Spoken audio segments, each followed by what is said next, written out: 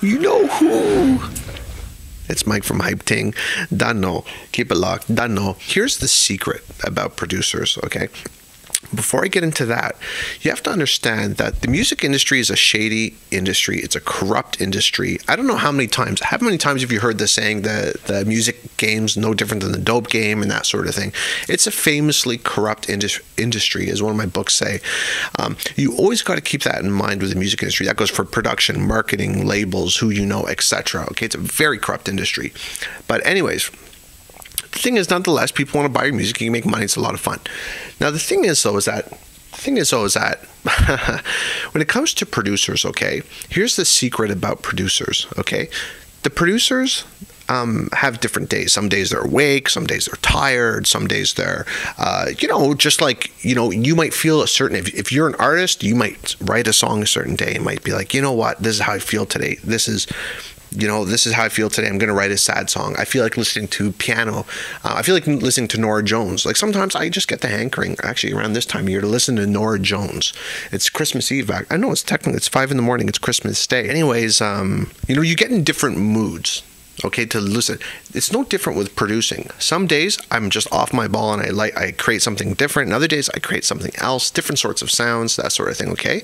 Like, see, if I'm like,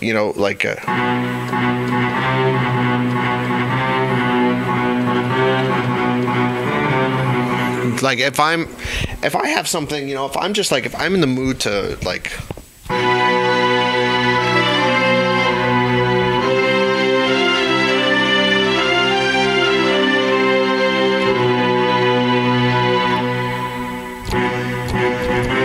you get what I'm trying to say? See, I don't like. It depends what kind of mood I'm in. It's Christmas Day today. I'm not. You know what? I'm in the mood to just watch YouTube. I'm not even in the mood to produce anything right now. Okay, but if I was to produce something, it would be different today than it would other days. Okay, same thing with you writing a song. Okay, so you got to keep that in mind. You cannot call a producer and just ask them for a hit. That's the big secret. The way it works is this: producers create music on their own all the time. What they have is they have batting averages. So they make so out of every 10 every 10 songs they make, one of them will be good, or two of them will be good. Some producers, out of every 20 songs they make, one of them will be good. 30 songs, one of them will be good. A lot of producers, out of every song they make in their whole career, as long as they keep working at it, they're out of the 1,000 songs they make, 1,000 tracks. I shouldn't say song, I should say tracks. 1,000 tracks they make, one will hit the radio. Bet you never thought about that before. And that's why you see these one-hit wonders, these tracks. It was produced by who?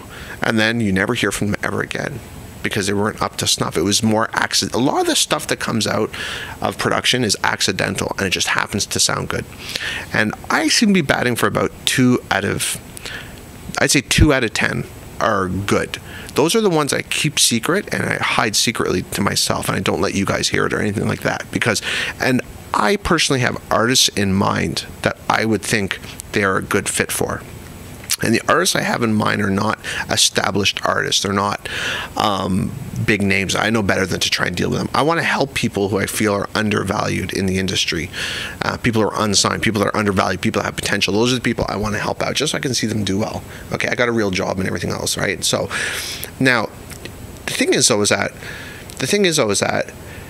when it comes to the big producers, the people that all the hip-hop artists go to, the soca artists, the reggae artists, that sort of thing, a lot of the stuff that they have, they will also sit and make good things. But the thing is, though, is that they are no different. They're only making... People think about Just Blaze or these guys who worked at The Rock, and people think about their hits, but you forget about all the other mediocre stuff that they make. And they also have their own batting averages, okay? They might have 3 out of 10 are good, that sort of thing, right?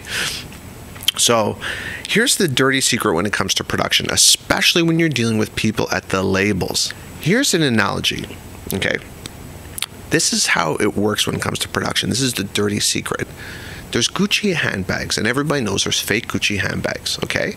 We don't mess with the fake ones. We got the real ones, okay? But anyways, there's fake Gucci handbags. This one Gucci handbag company made the Gucci's so close to the original that actually when people took it into the Gucci store to get it for repair, it actually passed, okay, the inspection when it got sent back to Gucci. It didn't get rejected. And once they caught that these fakes were so good, they were almost like real. What Gucci did, Gucci company in Italy, what they did is they said, you know what, we want you to actually, how much is your price for you to make real Gucci bags for us? Because they're made in China anyways, the bags. And they said they actually took the bootleg company and contracted them to start making real Gucci bags because they were that good. The stitching was excellent on them. They were almost better than the real thing. So anyways, they started contracting them to make Gucci bags. So people don't know that a lot of the Guccis that they're buying were actually fakes at one point. Well, it's not like that, of course. The materials are different now, that sort of thing, the real Guccis. But anyways, you get what I'm saying, though. So anyway, and the thing that people don't realize is I don't think it's any different when it comes to production. The dirty secret is that the producers, us producers, we have lots of young guys under us, lots of hungry guys under us, and they'll give us the tracks for almost nothing. The track will look and pass for being one of ours. Okay, you won't be able to know it. This goes on in painting. This goes on in renovations. This goes on in all sorts of business. Oh, I'm Plumber Joe. And then you speak to him. He comes to your house, and the plumber will sit there. He'll look, and he'll say, yeah, okay, you need this fixed, you need that fixed, and here's our rates, and he'll negotiate with you. And then all of a sudden, you get some kid coming out, and you're like, where's Plumber Joe? Oh, no, Plumber Joe doesn't do the jobs. It's his staff that do the jobs. It's like, well, wait a minute. I thought Plumber Joe was going to do the job. After all, he's the famous Plumber Joe. But no. The kid comes out to do the job. It's the same sort of thing. Believe me. So what the producers do is, they produce their own stuff. But since they have so many artists coming to them, a lot of the stuff that you're getting is basically through somebody else. Okay, that's the big thing. Not all the time. I'm talking about the bigger names, okay? So everybody's hitting them up for tracks, but a lot of these people don't realize that they're really actually getting somebody else's tracks, and they don't really realize it, okay? Because these big producers are big because you ever wonder how they can just push out so many tracks? And that's the secret. That's the dirty secret behind production. You get a producer to cut your whole album, expect about half of them to be his tracks. That's just something that's to think of. That's food for thought, and that's one of the secrets of producers. And would you believe it if I said too that the producer, so all of a sudden this producer, instead of him hitting 1 out of 10, he's hitting 7 or 8 out of 10. He's making 7 or 8 good tracks out of all the bad ones. You know what I mean? If you get a photographer, the photographer will take 2,000 pictures during your wedding, and only about 50 or 60 are going to be great pictures out of 2,000. So that's just something to think about.